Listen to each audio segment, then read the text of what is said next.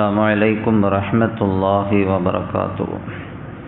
وعن أبي هريرة رضي الله تعالى عنه Abu Hurairah ரலியல்லாஹு தஆலா அன்ஹு அறிவிக்கிறார்கள், இதா பலகல் கல்பு ஃபில் இனாஇ,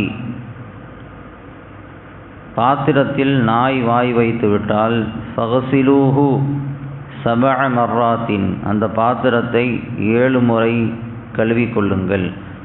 அஸ்ஸாபிஅத்து பித்துராப், அதில் 7வது முறை மண்ணை கொண்டு கழுவிக்கொள்ளுங்கள் என்று ஸல்லல்லாஹு அலைஹி வஸல்லம் அவர்கள் சொல்லுகிற இந்த ஹதீஸ் அபூ தாவூத் என்ற கிதாபில் பதிவு செய்யப்பட்டிருக்கிறது. ஒழு செய்யக்கூடிய தண்ணீரை பற்றி உண்டான சட்டங்களை நாம் தொடர்ந்து ஹதீஸின் வாயிலாக பார்த்து வருகிறோம். நாம் பயன்படுத்தக்கூடிய தண்ணீரில் பிராணிகள் வாய் வைப்பதற்கான வாய்ப்புகள் அதிகம். நம் வீட்டில் வளரக்கூடிய பிராணிகள் அல்லது ரோட்டில் திரியக்கூடிய பிராணிகள் ஏதாவது ஒன்று வாய் வைக்கிறதுக்கான வாய்ப்புகள் இருக்கிறது. அப்படி இருக்கிற பொழுது எந்த பிராணி வாய் வச்சா ஒழு செய்கிறது கூடும், எது வாய் வச்சா ஒழு செய்கிறது கூடாது அப்படிங்கிறத நாம் தெரிஞ்சுக்கணும். ஒவ்வொரு பிராணிக்கும் ஒரு சட்டம் இருக்கிறது ஷரியத்தில். அந்த அடிப்படையில் நாய் வாய் வைத்து விட்டால் அந்த தண்ணீரை கொண்டு ஒழு செய்ய முடியுமா என்றால் ஸல்லல்லாஹு அலைஹி வஸல்லம் அவர்கள் தெளிவாக நமக்கு சொல்லியிருக்கிறார்கள். இதா பலகல் கல்பு ஃபி இனாஇ அஹதிக்கும், உங்களில் ஒருவருடைய பாத்திரத்தில் நாய் வாய் வைத்து விட்டால் ஃபல் யுரிக்குஹு, அந்த பாத்திரத்தில் இருக்கக்கூடிய தண்ணீரை நீங்கள் கீழே கொட்டி விடுங்கள். கீழே கொட்டி விடுங்கள் அப்படின்னு சொல்லும்போதே நமக்கு தெரியும் அதை கொண்டு ஒழு செய்ய முடியாது. ஒழு செய்ய முடியாதுங்கிறது மட்டுமல்ல, அதை கொண்டு நிறைய ஆபத்து இருக்கிறது. அதனால தான் அதை வேறு எதுக்கும் பயன்படுத்தாமல் கொட்டுங்கள் அப்படிங்கிறாங்க. சும்ம லியக்ஸிலுஹு சபஅ மர்ராத்தின், பின்பு அந்த பாத்திரத்தை 7 முறை கழுவிக்கொள்ளுங்கள் அப்படின்னு சொல்கிறாங்க. அப்போது நாய் ஒரு பாத்திரத்தில் வாய் வச்சிருச்சு, தண்ணியில் வாய் வச்சிருச்சு அப்படின்னு சொன்னால் முதல்ல தண்ணியை கொட்டணும். பொதுவாகவே இஸ்லாம் இஸ்ராஃபை வெறுக்கிறது. இஸ்ராஃப்னா வீண் விரயம் செய்யக்கூடாது. எந்த ஒரு பொருளையும் வீணாக அதை பயன்படுத்தாமல் வீணடிக்கக்கூடாது. அதுலேயும் தண்ணீர் அப்படிங்கிறது மிகப்பெரிய நிஅமத், அல்லாஹ்வினுடைய அருள். அதை வீணடிக்கக்கூடாது அப்படின்னு இஸ்லாம் நமக்கு சொல்லுது. அப்படி இருக்க ஒரு தண்ணியை கீழே கட்ட சொல்கிறாங்க அப்படின்னா என்ன விளங்குது? அது மிகப்பெரிய ஒரு ஆபத்தை ஏற்படுத்தும் அப்படிங்கிறது விளங்குது. அப்போ தண்ணியை முதல்ல கொட்டணும். 2வது பாத்திரத்தை கழுவணும். அந்த நாய் வாய் வச்ச பாத்திரத்தை 7 முறை கழுவணும்.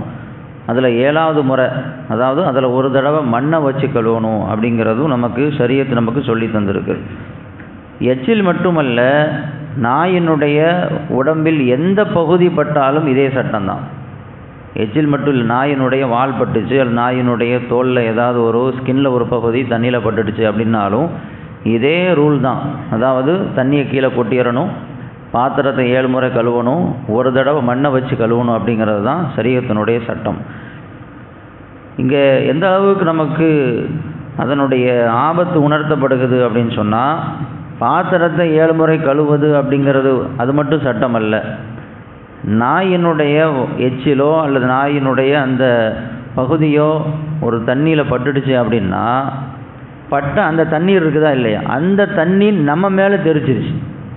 எந்த தண்ணி? நாயினுடைய எச்சி அல்ல, நாய் வாய் வைத்த அந்த பாத்திரத்தில் இருக்கக்கூடிய அந்த தண்ணி நம்ம உடம்புலையோ அல்லது நம்முடைய ட்ரெஸ்லையோ பட்டுடுச்சு அப்படின்னா நம்ம உடம்பையும் ட்ரெஸ்ஸையும் அந்த மாதிரி தான் கழுவணும்னு சொல்கிறாங்க. நம்முடைய உடம்புல பட்டுடுச்சுன்னா உடம்பை 7 தடவை கழுவணும், நம்மளுடைய ட்ரெஸ்ஸில் பட்டுடுச்சுன்னா அந்த ட்ரெஸ்ஸை 7 தடவை கழுவணும் அப்படிங்கிற அளவுக்கு அதனுடைய விபரீதங்கள் நமக்கு உணர்த்தப்பட்டு இருக்கிறது.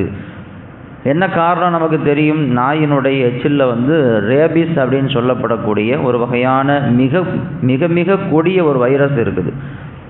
அந்த வைரஸ் நம்ம உடம்புல அந்த நேரடியாக அந்த எச்சில் உடம்புல பட்டாலோ அல்லது அது வாய் வச்ச தண்ணீர் அவர்கள் சொல்றாங்க, ஏதாவது நாள் அப்படின்னா அந்த காயத்தின் வழியாக உடம்புக்குள்ள அந்த வைரஸ் அவர்களே அலா நிறைய மாற்றங்கள் ஏற்படும். ஸல்லல்லாஹு அலைஹி வஸல்லம் எப்படி 60 நாட்களில் அதனுடைய பாதிப்பு உடம்புல தெரியும் சொல்கிறாங்க. இப்னு அப்பாஸ் உடம்புல ஏறிடுச்சு அப்படின்னு சொன்னால் மூளையை பாதிச்சு நரம்பு மண்டலங்களை பாதிச்சுன்னு சொல்லி நரம்பு சுத்தமாக பாதிக்கும்.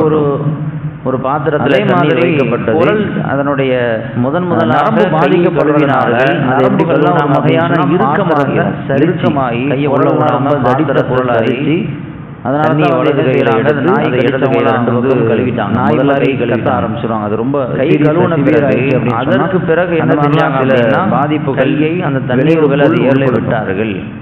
கையை மாதிரி தண்ணி குடிக்க முடியாம போயிடும், உமிழ் நேரம் முழுங்க முடியாம காரியங்களை கையில் மரணத்தை கை கழுவுனாங்க. மரணத்தினுடைய அந்த ஆபத்தை யார் செஞ்ச மாதிரி செஞ்சு காட்டினாங்க. பெருமானார் ஸல்லல்லாஹு அலைஹி வஸல்லம் கொடிய நோய்க்கு ஒரே மருந்தார்கள் மண் அப்படின்னு முறையை அலிரலியல்லாஹு தயாரிக்கப்பட்ட ஒரு வகையான மருந்து தான் நம்ம கையை வைரஸ் நோயை செய்யறதுக்கு அனுமதி உண்டு. அதாவது அந்த ஆபத்தை தடுக்கக்கூடிய ஒரு மருந்து அப்படின்னு. ஆனா கவனிக்க வேண்டிய செய்தி என்ன அப்படின்னு சொன்னா, முதல்ல கையை வச்சு பட்டுடுச்சு அப்படின்னு எடுத்த உடனே உள்ள விடக்கூடாது. ஏன்னா கையில ஏதாவது 7 முறைகள் அல்லது ஏதாவது ஒரு முறை மண்ணை ஒரு பொருள் ஏதாவது கையில ஒற்றல பட்டுடுச்சு உங்களுடைய உடம்புல முதல்ல கை கழுவு 7 முறை நீங்க கழுவுங்க. ஒரு முறை மண்ணல்ல தனியா கை கழுவி சொல்லி அதுக்கு பிறகு உள்ள அவங்க சொல்லித்தராங்க. இது அதனால வந்து நாயினுடைய உண்டு என்று சொல்லுங்க. எச்சில் பட்டுட்டாலோ அல்லது அதனுடைய தெளிவாக எழுதியிருக்கிறாங்க என்ன அப்படின்னு சொன்னா, அந்த தண்ணீரை வந்து கையை உள்ள விட்டு முடியாது மட்டுமல்ல, அதை வேற எந்த அதாவது நீயத்தை பொறுத்து சட்டம் தான் ஆக வேண்டும் அப்படிங்கிறது.